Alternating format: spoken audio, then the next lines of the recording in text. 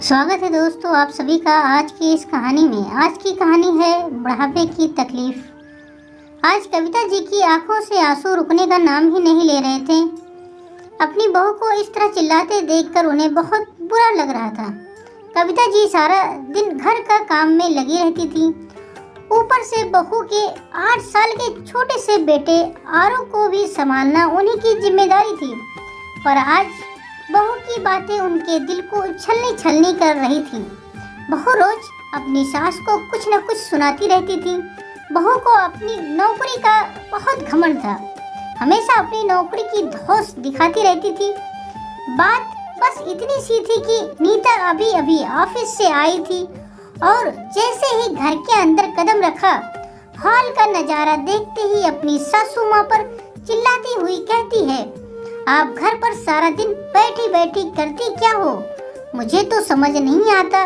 सारा घर फैला हुआ है, कोई भी चीज अपनी जगह पर नहीं मिलती। बहू की आवाज सुनकर रसोई में काम करती हुई कविता जी बाहर निकल कर आई। नीता कविता जी पर चिल्लाते हुए कहती है, आप पूरा दिन घर पर रहती हैं, कोई काम धाम तो है नहीं, तो कम से कम घर को ही समेट कर रखा करो। देखो सारा घर कैसे फैला के रखा है। मुझे इस तरह से फैला हुआ घर बिल्कुल भी पसंद नहीं है। बहू, मैंने थोड़ी देर पहले ही सारा घर समेटा था, पर आरव ने सब कुछ फैला दिया है। तुम्हें तो पता है वो कितना शैतान है। तुम तो ऑफिस चली जाती हो, पीछे से वो कितना परेशान करता है, तुम्हें तो इसकी भनक भी नहीं है। तो आप क्या कहना चाहती हैं कि मेरा बेटा बहुत शैतान है, जिद्दी है? जिसने भी किया है मुझे नहीं पता। जल्दी से पूरा घर अभी साफ कर दो। मैं तो पूरा दिन ऑफिस से थक कर आती हूँ, तो मुझे घर में जाकर आराम करना होता है। मैं घर पर आकर कोई भी काम नहीं करूँगी। मैं ऑफिस में जाकर कितना काम करती हूँ आपको क्या पता। आप तो सारा दिन घर में आराम ही करती रहती हो, आपको काम ही क्या है? इतना कहकर नीता कविता जी से कहने लगी कि मैं कपड़े बदल कर आती हूँ, मेरे लिए एक कप चाय बना दो। बहुत सर दुख रहा है, चाय पीकर थोड़ी देर आराम करूँगी, तब तक पूरा कमरा साफ कर देना। मीरा जी ने पूरे हॉल के खिलौने समेटे, फिर बहू के लिए चाय बनाई। तब तक आराम आ गया। दादी मुझे ट्यूशन के लिए छोड़कर आओ, मेरा ट्यूशन का समय हो रहा है। आराम अभी 8 साल का है। रोज कविता जी उसको छोड़ने जाती हैं और लेने जाती हैं। घर के सारे काम भी कविता जी ही देखती हैं। थोड़ी देर बाद जब नीता उठी तो उसे भूख लगी। वह रसोई में खाना लेने गई तो देखा कि रसोई में कुछ भी नहीं बना हुआ है। माँ जी अपने अभी तक खाना तैयार नहीं किया है, न ही खाना बनाने की कोई तैयारी की है। मुझे समझ में नहीं आता, आप पूरा दिन घर पर बैठकर करती क्या हो? आपने अभी तक खाने की कोई तैयारी नहीं की है। मैं नौकरी करती हूँ, पैसे कमा कर लाती हूँ, खाली नहीं हूँ तुम्हारी तरह। एक दिन नीता ऑफिस के लिए निकलते समय कविता जी से कहने लगी, माँ जी शाम को मेरे ऑफिस के कुछ दोस्त घर पर डिनर के लिए आएंगे, तो अच्छा सा खाना बना लेना। नीता के कहे अनुसार कविता जी ने खाने में कई चीजें बना दी और सब तैयारियां करके रख दी। जैसे ही नीता के दोस्त आए और कविता जी उनके लिए चाय नाश्ता लेकर आई, कविता जी को चाय नाश्ता लाते देखकर नीता की एक सहेली ने कहा कि वाह नीता, तेरे तो मजे हैं, घर पर इतना स्वादिष्ट खाना खाने को मिलता है और तेरी सासू माँ तो आरव के साथ साथ सारा घर अकेले ही संभाल लेती है, तुझे तो कुछ भी नहीं करना पड़ता। तो नीता कहती है, अरे यार, मेरी सास को खाना बनाने के अलावा काम ही क्या होता है? सारा दिन तो मैं ही थकती हूँ, कम से कम इन्हें ऑफिस जाकर काम तो नहीं करना पड़ता। मेरी तरह घर पर बैठकर खाना बनाने का ही तो काम है। यह सुनकर कविता जी को बहुत बुरा लगा। उनकी आंखों में आंसू आ गए। वह सोचने लगी कि इस घर में मेरी हैसियत क्या एक नौकरानी की है। नीता बड़ी मुश्किल से रसोई का खाना बनाती है। साथ ही साथ बड़बड़ाती रहती है और अपने पति से कहती है कि मैं क्या क्या संभालूं, घर और नौकरी दोनों काम मैं नहीं संभाल सकती। तुम्हारी मम्मी तो आराम से लेटकर आराम फरमा रही है, मुझे ऑफिस का भी काम करना पड़ता है, घर का भी काम करना पड़ता है, मैं कोई मशीन नहीं हूँ। रोहन माँ के कमरे में गया और चिल्लाते हुए बोला, माँ, बीमारी का बहाना लेकर आराम करने की कोई जरूरत नहीं, चलो रसोई में काम करो। बेचारी नीता पूरे दिन ऑफिस का काम करती है और फिर आकर रसोई में काम करती है। पास में बैठे हुए कैलाश जी कहते हैं, बेटा तुम्हारी माँ की तबीयत ठीक नहीं है, ऐसे में तुम्हारी माँ कैसे काम कर सकती है, उसने तो 2 दिन से ढंग से खाना पीना भी नहीं खाया और तुम काम करने के लिए कह रहे हो। वैसे तो हमेशा तुम्हारी माँ ही घर का सारा काम करती है, लेकिन अगर जरूरत पड़ने पर बहू ने खाना बना भी दिया तो कौन सी बड़ी बात हो गई। घर की बहू है तो घर के काम तो उसे भी करने पड़ेंगे। आप भी कैसी बातें कर रहे हो पापा, एक ही काम कर पाएंगी, मेरी पत्नी दोनों नहीं कर पाएंगी। माँ जल्दी से खाना बनाकर डाइनिंग टेबल पर लगाइए। विकास इतना कहकर कमरे से निकल कर गया। कविता जी अपने बेटे की बात सुनकर हैरान रह गए कि आज उसे अपनी माँ की खराब तबीयत बहाना लग रहा है। उसे अपनी माँ पर जरा से भी तरस नहीं आता, तब अपनी पत्नी की ही तरफदारी करता है। मैं घर में इतना काम करती हूँ या उसे दिखाई नहीं देता, पर बहू जरा से पैसे कमा कर लाती है तो उस पर मुझे कितना सुनाता है। मेरी पत्नी नौकरी करती है, वो पैसे कमा कर लाती है। कविता जी की आंखों में आंसू आ गए, जैसे तैसे उठकर वह रसोई में आ गई, लेकिन कैलाश जी से अपनी पत्नी की परेशानी देखी नहीं जा रही थी।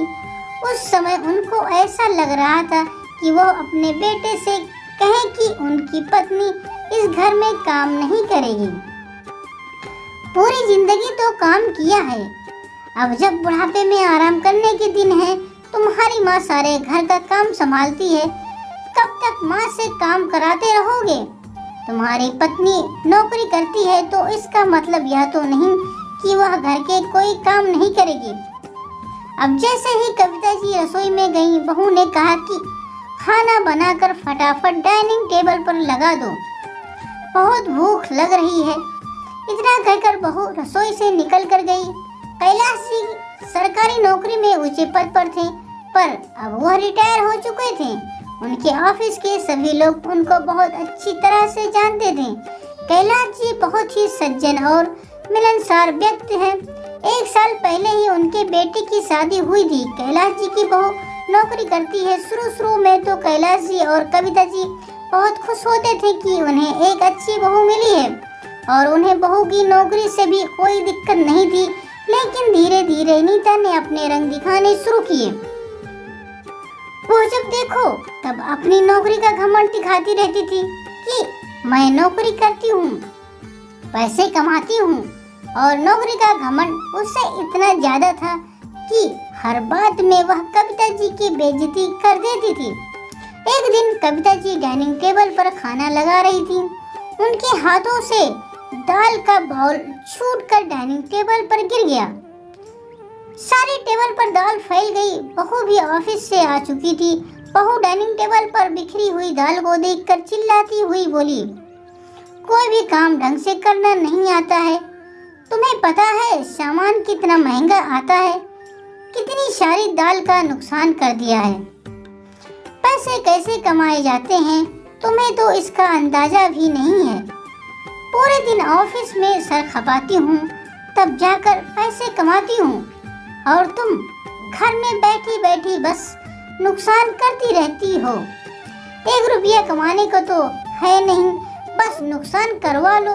घर से बाहर निकलकर 1 रुपये कमाने की भी औकात नहीं है तुम्हारी, लेकिन घर में बैठे बैठे नुकसान करती रहती हो। पैसे कैसे कमाए जाते हैं मुझसे पूछो। डाइनिंग टेबल पर बैठा हुआ विकास अपनी पत्नी की सारी बातों को सुन रहा था, लेकिन कुछ कहा नहीं। कविता जी वहीं खड़ी होकर अपने बेटे की तरफ आशा भरी निगाहों से देख रही थी। शायद बेटा अपनी माँ के पक्ष में कुछ बोलेगा, लेकिन बेटे ने तो कुछ भी नहीं कहा। उल्टा अपनी माँ से चिल्लाता हुआ कहता है, जल्दी से सारा डाइनिंग टेबल साफ कर दो। नीता कब से भूखी बैठी है, थक कर आई है, उसे खाना खाकर आराम भी करना है। पास में बैठे हुए कैलाश जी कहते हैं, ओह बेटा, तुम्हें अपनी पत्नी की चिंता है, लेकिन माँ की जरा से भी चिंता नहीं है। कविता, तुम छोड़ दो, मैं कर दूंगा। कविता जी वैसे भी बहू बेटे की इतनी सारी बातें सुनकर रसोई के कोने में खड़ी हुई हैं। कैलाश जी अपनी पत्नी का हाथ पकड़कर रसोई से निकालकर अपने कमरे में ले जाते हैं, जैसे तैसे डाइनिंग टेबल को साफ करते हैं। थोड़ी देर बाद कैलाश जी अपने कमरे में जाते हैं, देखते हैं कविता जी उदास बैठी हैं। उनकी आंखों में आंसू है। अपने पति को देखते ही वह कहती है, मैं किसी काम की नहीं हूँ, मुझे तो कुछ भी काम नहीं आता है। ना तो मैं नौकरी करती हूँ, ना ही पैसे कमाती हूँ, और ना ही घर के कामों को ठीक से करना आता है। मुझे ऐसा लगता है कि मुझे कुछ भी नहीं आता है।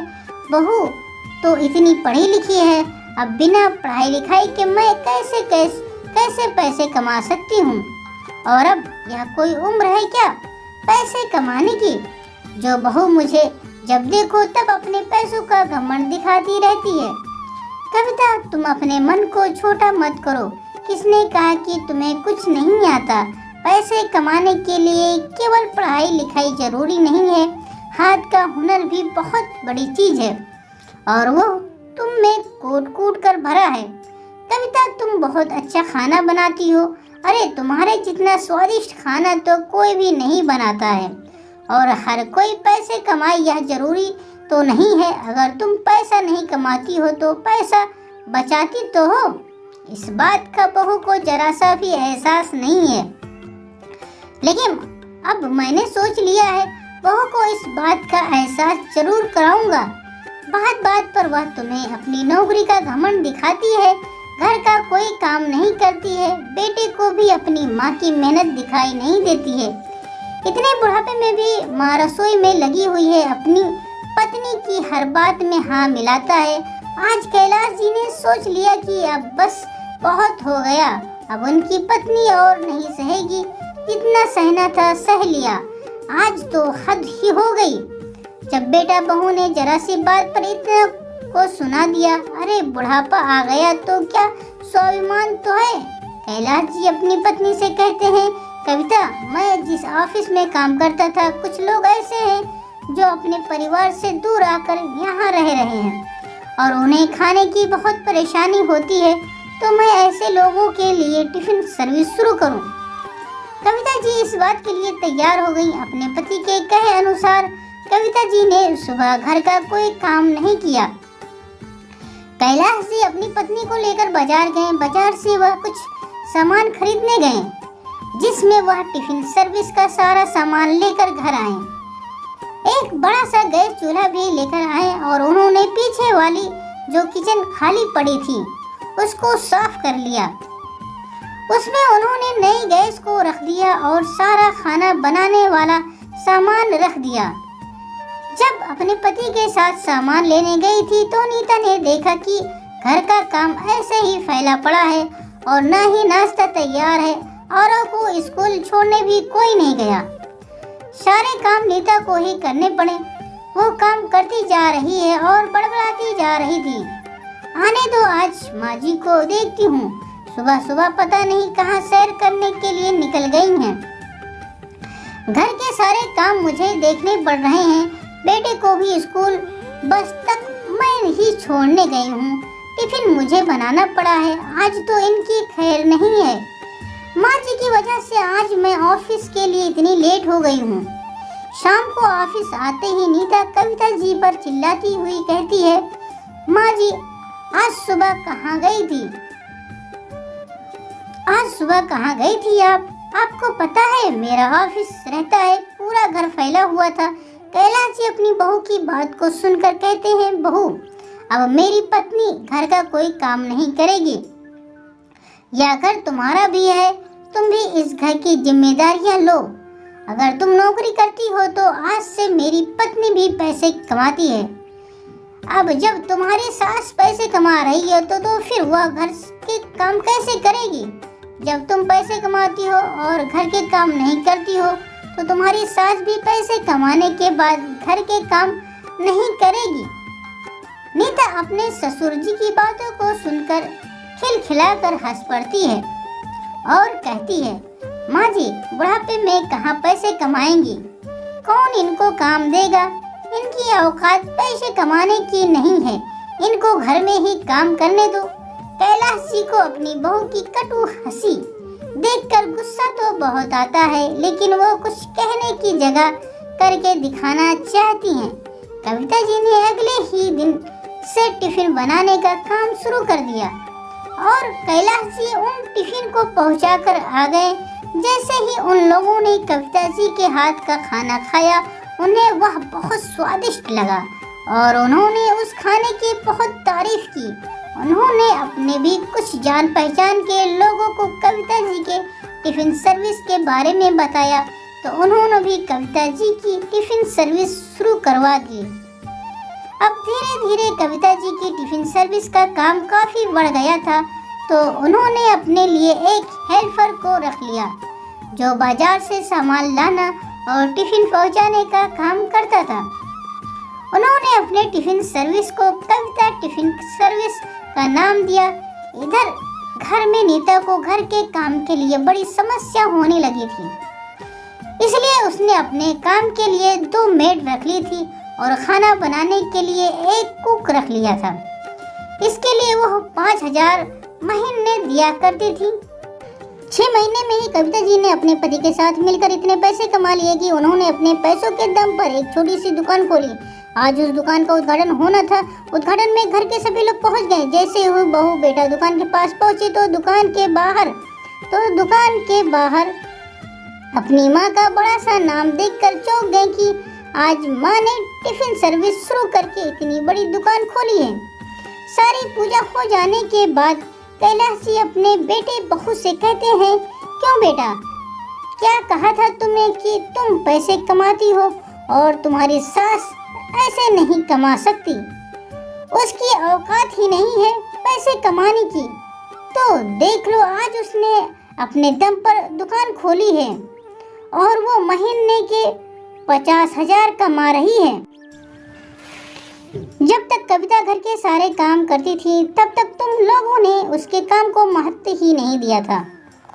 अब इस काम के तुम लोग 5,000 महीने के दे रहे हो, तो कभी सोचा है कि तुम्हारी माँ भले ही पैसे कमाती नहीं थी तो बचाती तो थी। वो तो कभी कविता को पैसे कमाने की जरूरत नहीं पड़ी, लेकिन क्योंकि मैंने पूरी जिंदगी खूब पैसा कमाया है और तुम पर भी खर्च किया है, लेकिन आज 65 बरस में आज कविता ने पैसा कमा कर दिखा दिया। अपने सास ससुर की बातें सुनकर आज नीता की नजरें शर्म के मारे जमीन में गड़ी जा रही थी। अब तो उसकी हिम्मत नहीं थी कि वह अपनी सासू माँ के पास जाकर उनसे माफी मांग ले। बहू, पैसा कमाना अच्छी बात है, लेकिन उस पैसे की अकड़ या घमंड दिखाना यह अच्छी बात नहीं है। तो आज के बाद याद रखना, किसी को अपने पैसे कमाने का घमंड कभी मत दिखाना। कैलाश जी की बातें सुनकर बहू बेटे चुपचाप अपने घर चले गए। दोस्तों, किसी को किसी भी चीज का घमंड नहीं करना चाहिए, क्योंकि वक्त बदलते देर नहीं लगती। दोस्तों, यह कहानी आप सबको कैसी लगी कमेंट में अपनी राय जरूर बताएं।